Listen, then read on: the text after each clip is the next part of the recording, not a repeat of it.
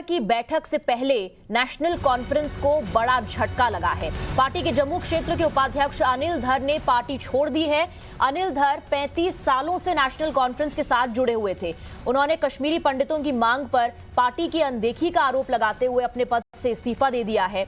दरअसल अनिल धर ने फारूक अब्दुल्ला के उस बयान पर भी कड़ा ऐतराज जताया जिसमें उन्होंने 1990 में घाटी से कश्मीरी पंडितों के पलायन के लिए उस वक्त के राज्यपाल जगमोहन को जिम्मेदार ठहराया था। अनिल धर ने लिखा कि पाकिस्तान के बजाय राज्यपाल पर सवाल खड़े करना बेहद गलत है। उन्होंने उमर अब्दुल्ला पर संगीन आरोप लगाते हुए लिखा कि उनका बयान हिंदुओं के खिलाफ उनकी मानसिकता को बताता है।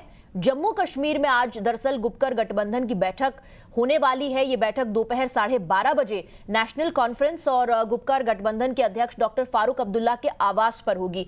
इसमें दरअसल परिसीमन आयोग की उस बैठक में क्या बातें हुई हैं, कैसे 7 सीटों की बढ़ोतरी जम्मू कश्मीर विधानसभा में होने वाली है, इसकी जानकारी बाकी सदस्यों को दी जानी थी। लेकिन उससे पहले ही नेशनल कॉन्फ्रेंस को बड़ा झटका लगा है।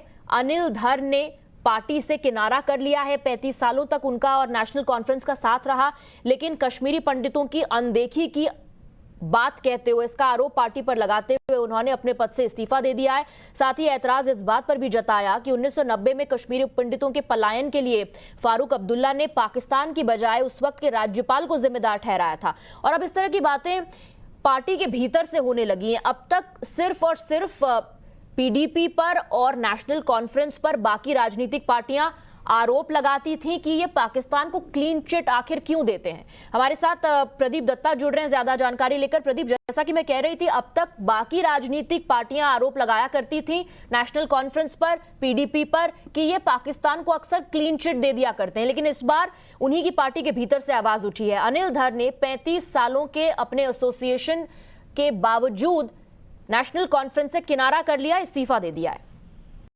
बिल्कुल आप सही कह रहे हैं कि बहुत बड़ा झटका है नेशनल कॉन्फ्रेंस के लिए। 35 साल से एक शख्स एक पार्टी के साथ जुड़ा था और इस समय वाइस प्रेसिडेंट थे और उनके को टीम के मेंबर भी थे। और कुछ दिन पहले क्या होता है कि फारूक अब्दुल्ला एक मीटिंग करते हैं जिसमें कश्मीरी पंडितों को बुलाया जाता है। उस मीटिंग के दौरान फारूक अब्दुल्ला कहते हैं कि जो पलायन कश्मीरी पंडितों का हुआ था उस समय गवर्नर जो थे जगमोहन, उनकी वजह से हुआ था। तो इस बात से काफी डर है जो है काफी हर्ट हुए और यही एक वजह है कि उन्होंने पार्टी से इस्तीफा दे दिया। उन्होंने कहा कि सबको मालूम है कि कश्मीरी पंडितों और हिंदुओं का पलायन किसकी वजह से हुआ था। पाकिस्तान और पाकिस्तान के बाहर के आतंकवादी की वजह से अपने घर बार को छोड़ने पड़े थे। लेकिन आज इतने सालों बाद भी जब फारूक अब्दुल्ला कश्मीरी पंडितों से बात करते और वो जगमोहन पे निशाना कसते और उनको बदनाम करने की कोशिश करते, ये उनके सेट करना मुश्किल होगा। सिर्फ फारूक अब्दुल्ला ही नहीं प्रदीप, ओमर अब्दुल्ला के कुछ बयान का भी जिक्र उन्होंने किया है अनिल धर ने, जिसमें वो कह रहे हैं कि ओमर अब्दुल्ला के जो बयान है वो उनके हिंदू विरोधी मानसिकता को दर्शाता है।